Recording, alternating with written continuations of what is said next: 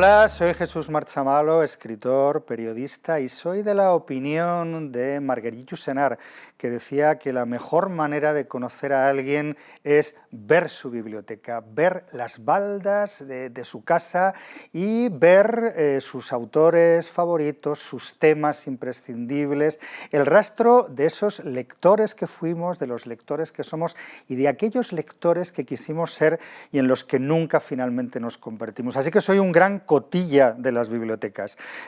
Cada vez que llego a una casa, cada vez que tengo oportunidad de visitar a alguien, casi lo primero que hago es fijarme en sus libros, y no solamente en los libros, sino en cómo los tiene colocados, cómo se relaciona con ellos, si subraya, si no subraya, si toma notas, si tiene ex libris, etcétera, etcétera. He estado buscando por casa, tengo editados más de media docena de libros que tienen que ver con bibliotecas, así que es un tema que parece ser que me ha preocupado desde hace tiempo. En Tocar los libros hablo de las bibliotecas de muchos escritores cuyas bibliotecas personales, sus casas, he tenido oportunidad de visitar, y hablo también de mi relación con los libros, cómo nos relacionamos con los libros en papel, y ya digo que qué tipo de relación establecemos con ellos. Tuve la oportunidad también de visitar aquí en Madrid, en la Fundación Juan March, os recomiendo la visita si tenéis oportunidad, donde están los libros de Cortázar. Cuando murió Julio Cortázar, su mujer Aurora Bernárdez donó los libros a la Fundación Juan March, donde se pueden consultar. Son libros anotados, llenos de comentarios, subrayados, notas, dedicatorias, que trazan un retrato inesperado de uno de mis escritores favoritos, Julio Cortázar, como el que supongo es también el escritor favorito de muchos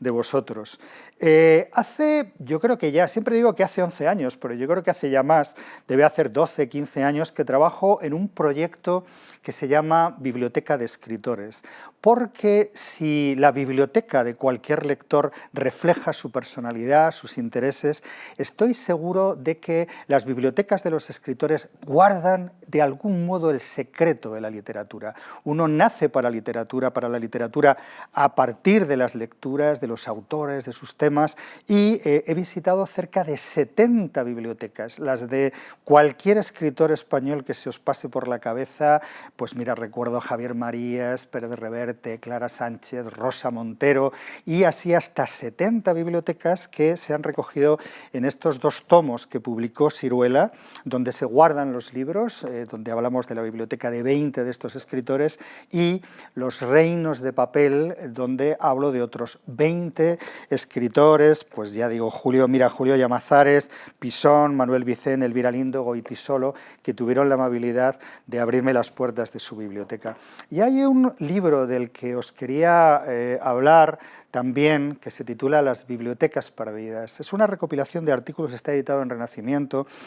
una recopilación de artículos que publiqué en ABC Cultural, y el reportaje que da título al libro tiene que ver con las bibliotecas perdidas, esas bibliotecas, por ejemplo, del Madrid de la guerra, la biblioteca de Pío Baroja, la biblioteca de Juan Chabás, la biblioteca de tantos escritores que tuvieron muchos de ellos que ir al exilio y cuyos libros se perdieron en esos meses infaustos de la guerra civil. ¿Qué significa perder una biblioteca? ¿Qué significa perder tus libros, ¿no? Los libros que has leído, donde guardas cosas, donde has anotado, subrayado párrafos, líneas, y me interesaba mucho hablar de esa pérdida que tiene que ver con perder una biblioteca. Las bibliotecas son un autorretrato secreto, porque nunca nadie piensa que va a venir un tipo como yo a cotillearla, y es por tanto un bosquejo, un retrato fidedigno de los lectores y de los escritores. Gracias.